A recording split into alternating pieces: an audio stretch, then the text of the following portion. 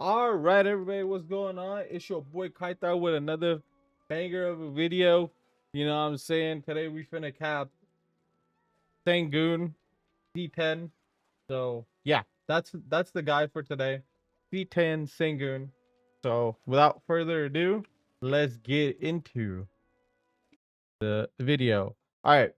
So let's start off with crystals, gears, and buff. All right.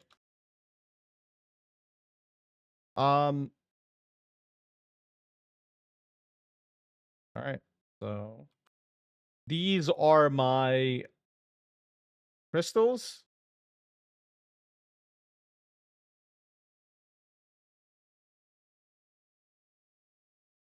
right here. My crystals are right here. Let me make it red. So, yep. These are my crystals right here. Um, I have 4 ultimate homes. I have 2 sturdies for 5 um for +5 AP each right here, and then I have 2 rebelliouses, 2 back attack, 2 of the voids for 2 of the voids that give you attack speed and monster damage. And then I have this one in the middle, which gives you +3 crit, +3 crit, plus your food buff gives you +5 guarantee. And then 2 corrupteds. You could use the back attack also. I just use corrupted because I'm lazy. But you can swap that out for the back attack version. And you can also swap, like if you have another void crystals, like you can swap these out for void crystals. You can play around with removing some hoons if you not hoons, macaloids if you want to, for the voids, because the voids give you 8 AP, I believe. And yeah, you can also swap out these 2 for a different variant if you wanted to. But that's the crystals I use right there. Now let's get into the buffs right here. All right. So for the buffs, these are my buffs right here. I'm using the Harmony right here, Vel right here. This is my house buff, my food buff, my 2 church buffs, my villa, and the other one is the GM buff. But on average, this is what you want to be running as your buff. You can use a deep sea if you want to, and if you're chasing for a better clear speed. I personally don't care about that. I just like fighting bosses because I just find that fun. I don't like PvE in this game. I like fighting big ass monsters. You feel me? So yeah, that's why I really like it. And my artifacts are right here. You could use back attack artifacts. You could use crit artifact if you want to. I'm lazy, so my artifact set is just plus monster damage increase, because that's what I use for my my grind at Orzekia. But those are about what I run. And for the boss mechanics, I'll break it down into 2 pieces when I go through uh, the whole entire thing. The first one will be boss mechanics, which are actually him. You're actually fighting him in between gap times and you're DPSing. Those are boss mechanics, like when you're actually fighting him. And then there is mode 2, meaning I will call mode 2 basically map mechanic, okay? And that map mechanic will be uh something like you cannot dodge and you just have to, like, excuse me. I don't mean you cannot dodge. You just have to do the mechanic or else you will die type of mechanic. Those are the map mechanics. And the other one is while you're fighting him, what he does. Those are the boss mechanics. So I'll call out boss mechanic, blah blah blah, and I'll call out um map mechanic, because what ends up happening is at times multiple of one of each will happen at the same time, multiples of each will happen at the same time, and you just have to understand like this is this and this is this, and you have to start prioritizing in your head what to do, how to position, and what not to do. Understanding the tier list of each skill that's happening on your screen will help you beat Sangoon. So without further ado, let's get into the fight itself.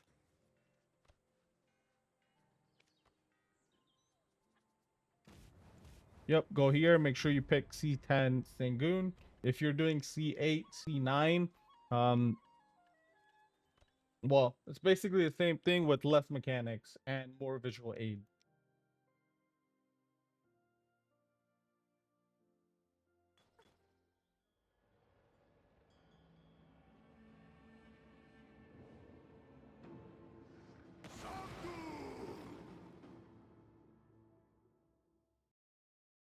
All right, let's start off by the entry, right? There are two ways you can do this entry, okay? What I mean is option number one is you can go in and go in behind him. And option number two is wait for him to jump on you.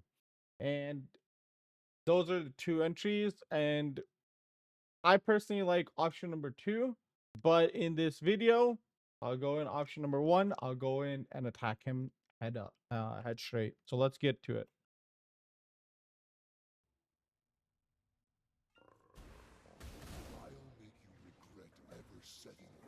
And the reason why I don't like option number one is because when you do option number one, he goes into a random spot. It could be beneficial or not. So it's RNG where he goes. And something like this is like, oh, I can't back attack him now because he's in the outside part. I can't really get behind him because I can't go on the outside of the map. This is why I don't like option number one. Option number two is I let him jump on me and then I fight him like that. So yeah.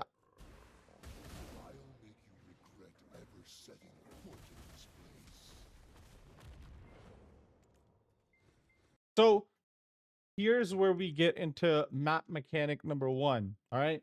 He disappears from your screen. There's only two things he can do. So this is the first thing he can do. This is map mechanic number one. I will explain what this is. Okay. So when he jumps in the air like this, you can't see him. Typically, I look at the whole entire arena. Like I was facing to the outside, he disappears. My first thing I do, look at the arena, center of the arena, so I know where he's going to be. He disappears, and then there you go. There's the roar. That indicates when you want to iframe. Or look out for the jump so you can iframe. What ends up happening is something like this. Okay. Um,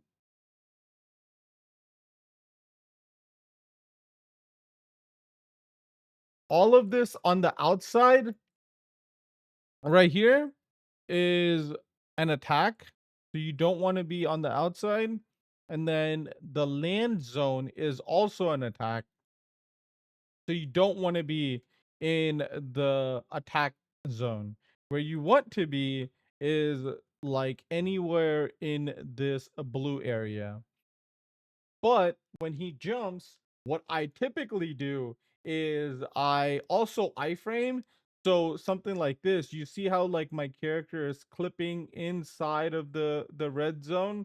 And again, you can't see the AoEs in C10. So it's best practice to iframe. So that's what, like, even though I know that all of this blue is a safe zone, I will tend to iframe. Also, what I'll tend to do is when he jumps something like this, he will either face this way or this way, something like this, right? Wherever you are, he'll face this way.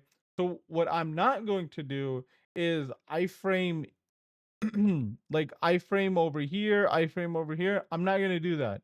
What I want to do is I want to iframe this way, like iframe, iframe, iframe, all in this clear zone. Okay? So when he jumps, I want to iframe in the clear zone so I don't get clipped by the red attacks from the outside or the inside. There you go. Again, as you saw, I got clipped, but I iframed the attack. That's why I didn't take damage. But also when this happens, this is also like a dynamic map mechanic. Um, what is supposed to happen is he drops down, then he does an AoE, and then he does one of the two attacks, and then you go back attack him. So I'm just doing an attack right here to provoke his first attack. Like that. So there's the roar. There's after this roar happens, you want to position behind him. So he'll roar, you position behind him, and he will do either this attack right here or half, like a 50-50. You see, like, this is the attack you want because while you're in the clear zone you can actually DPS, but when he does like the whole map wide attack, you can't really DPS. So this is what you are looking for, and it's a 50-50 that you get this one. But general practice that I have is I just iframe during and after this attack. So boom, I frame that, and then you DPS. As soon as he turns right here, you want to position behind him. Okay, so every single time he faces to you, right? Every single time he faces to you, what you want to do is you want to position behind him. You want to get behind him. Okay, so he goes here, and you want to go right behind him.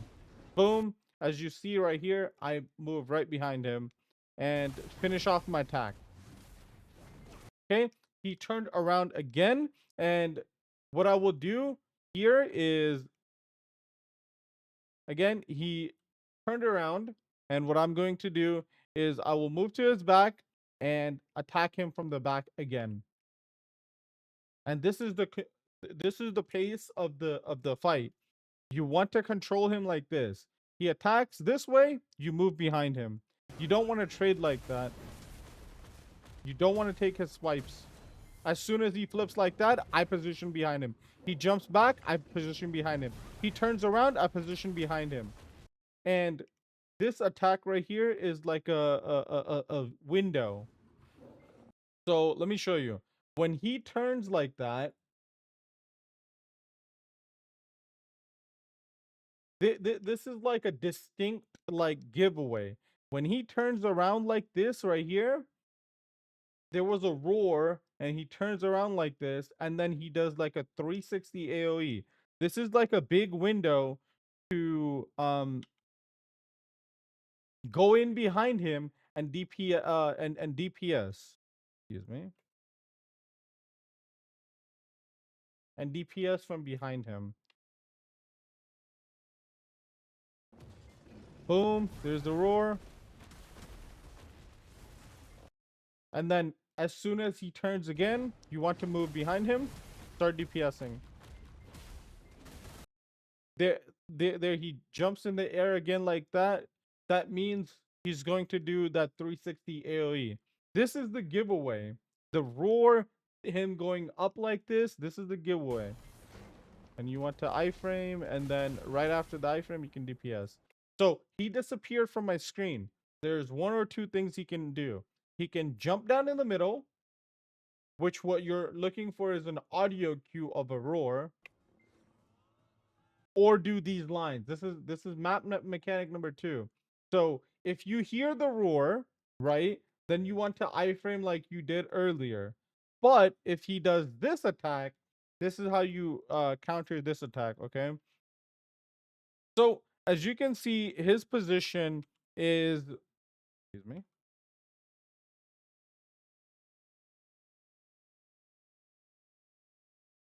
this is his position right here, right? What's gonna happen is you have two zones that you are safe in. Uh, Zone number one is down here. All of this is a safe zone, and zone number two is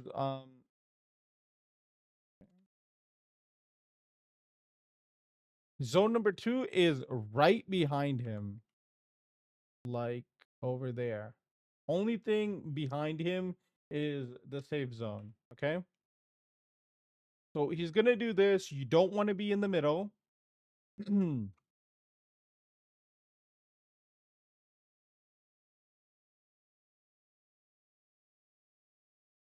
You don't want to be in the middle, and you don't want to be on the sides. Okay. You don't want to be in the middle, and you don't want to be on the sides. And the two safe zones again are excuse me, are right here and behind him. Okay.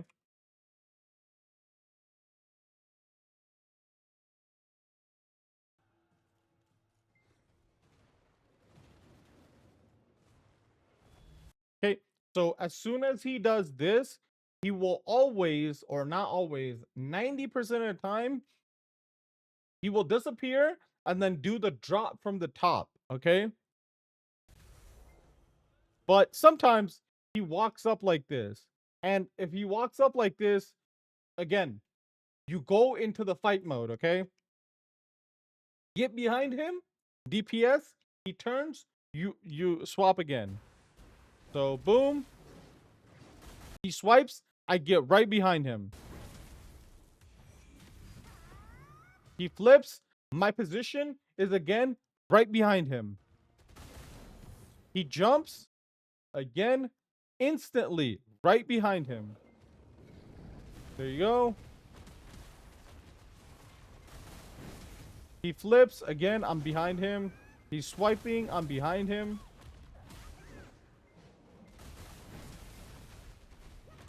And these are just like boss mechanics. This is just him, you're fighting, and this is just boss mechanics. Okay, like again, in my head I categorize them: boss fight mechanics, map mechanics. These are the things that I need to know about the boss while I'm fighting him: where to position, when to attack. This is it right here. When he disappears like this, again, I'm looking for the two things: either the roar from the from the middle.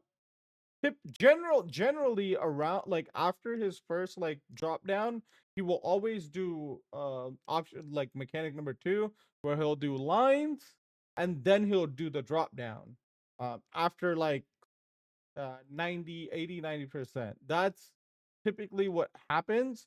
So I'm generally looking out for, like, right here right now, I'm like looking for the lines. But if he roars, I am always ready to iframe. Okay, so let's see what happens. Okay, he disappeared. This is something he does at about 50% HP. This is this is a third mechanic. Okay, if you see this red AoE, right? I wait for this red AoE to happen, and then I iframe as soon as I see the red AoE happen. Boom, right here. Look at that timing.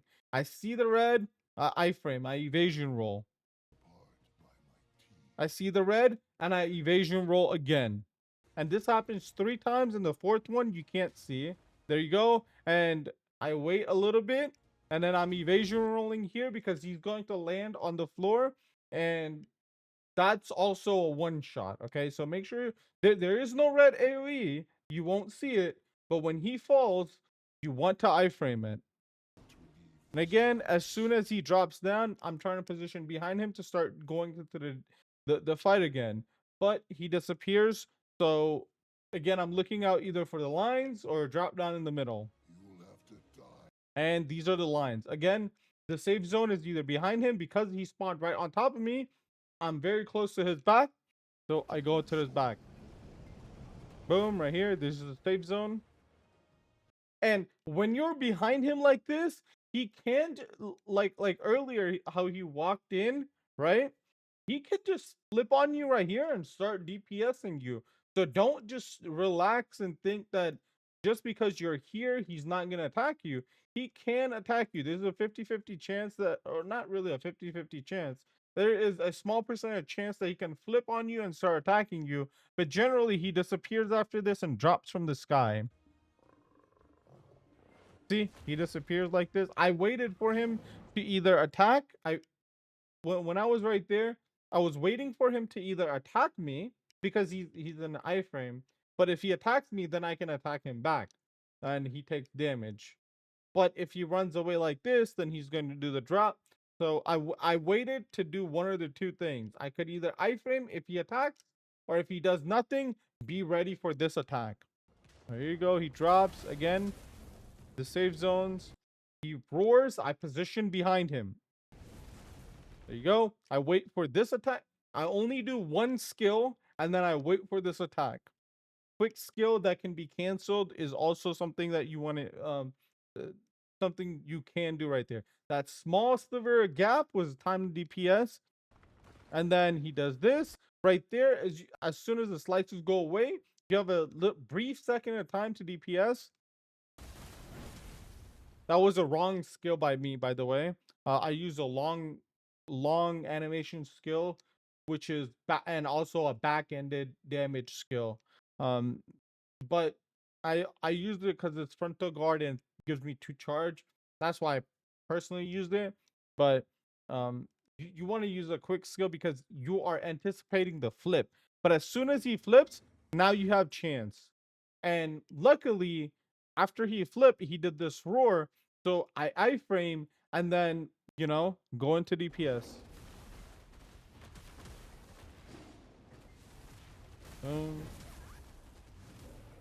He flips again and I go behind him. Okay, around this HP when he says this, or around this HP, you want to be alert that another map mechanic can happen.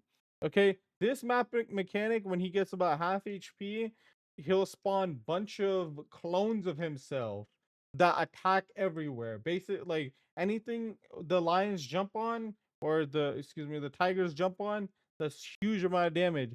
So what I do is I just do a little bit of damage here, and then I run out to the edge of the screen, because very soon he's either going to do the lines or the drop down or something like that. So there you go. I do a little bit, and the rocks are all like these AoEs or little AoEs are also happening. So you got to also watch out. So you're watching out for these little AoEs. You're also looking out for these spectacles of the tigers that are dropping everywhere. You see this? I already lost half my HP getting hit by one.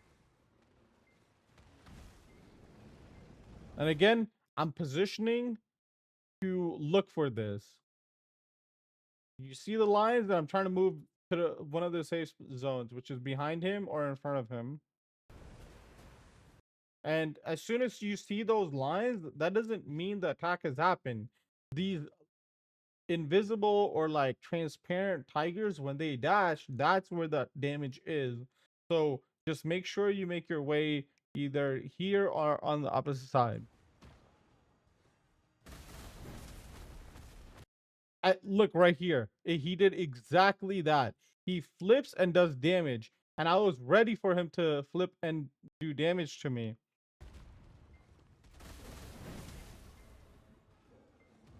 And again, get right behind him and DPS.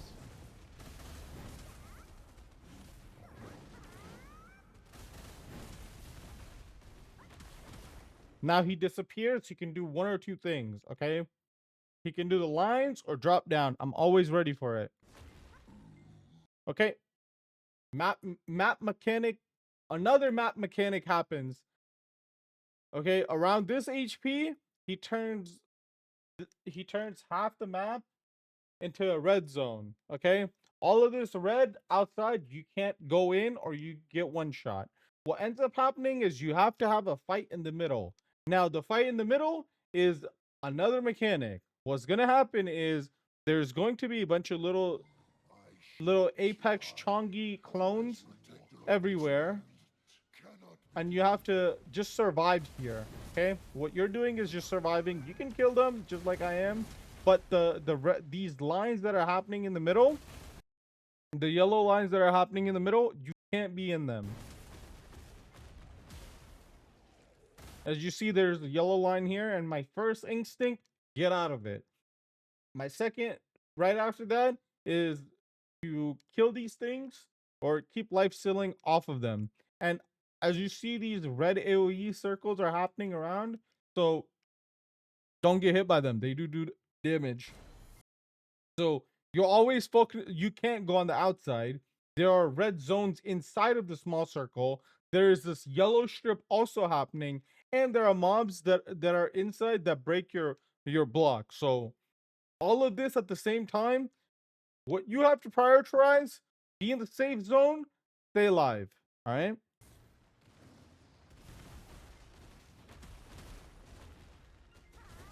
And a general rule of thumb for me for when this mechanic happens, if I kill these small monsters 3 full waves, after 4th wave, the mechanic is over.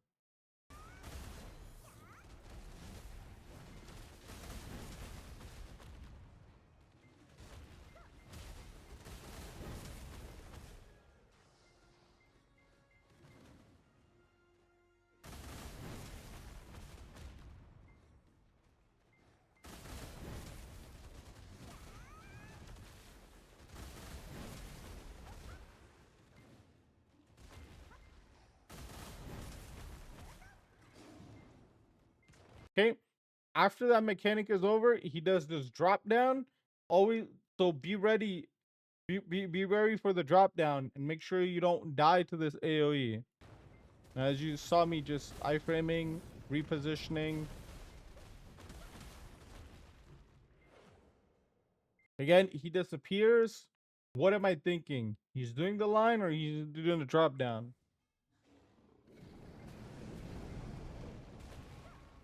And again, like heavily when he disappears, he'll do this mechanic rather than a drop down. Post the very first time he disappears, and he does the drop down early on. So again, I'm ready for the lines.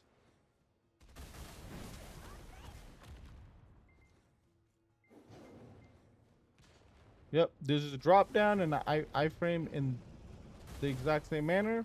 This is the full map AoE, so I frame that. Okay, during about 25% HP, he'll do another like 3 circles and then a drop down.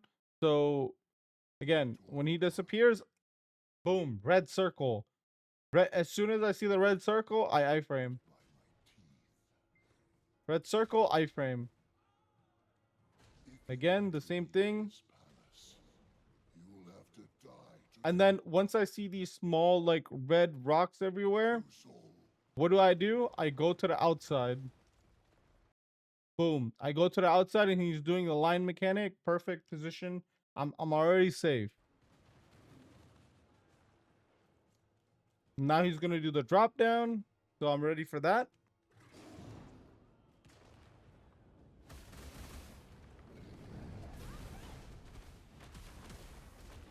When you're in this drop down fight, right? You have very small chances to do DPS, and then you have to iframe again until the attack happens.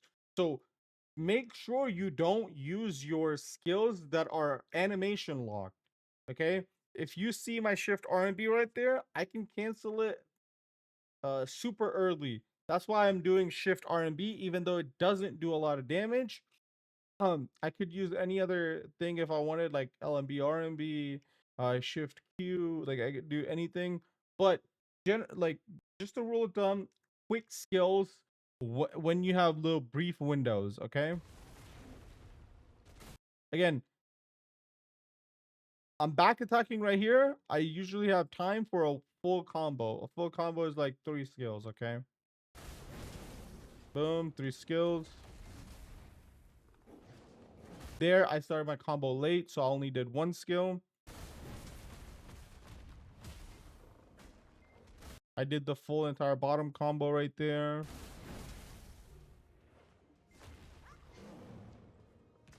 disappears and he did the jump. So this right here is the ending, okay? Remember how you did the fight in the middle where you had to dodge the line? Well, at the end, you have to actually kill him while all of that is happening. So the outside is taken away. There are also like red circles everywhere. And he also does this mechanic right here where he jumps on the floor, like from the top to the bottom, does the roar, does the pizza slices, all of that. You gotta go through all of that. And you have to worry about little Apex Chongi guys. Yep, there you go. Generally, the little Apex Chongi guys end up healing you when you do damage. So they're a nice boon. They are the good thing that are keeping you alive. So do like make sure you use your skills when you can to keep yourself alive. Again, you're trying to not go to the outside.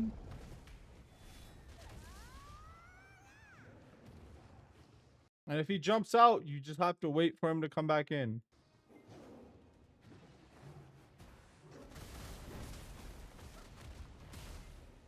If he jumps back like that, make sure. Let me show you again. This is also a one shot right here. If he jumps at you like this, he'll typically flip over. So you see me in the front, he'll typically flip over and he'll do a claw attack right here. So you want to be in the front. So again, let me explain what just happened right there.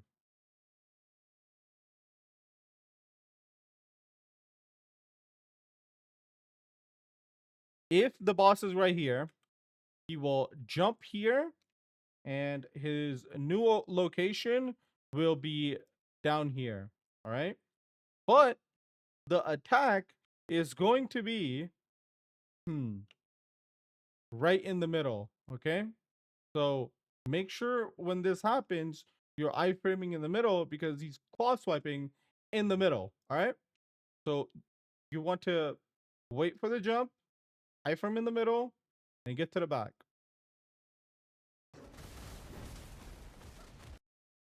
This jump that he does very quickly right here that he did, if you ever see that, don't be in the front of him because this is a one shot. That that right there when he pulled out the when he like did this out of the ground and the attack happened in front of him, that is a one shot.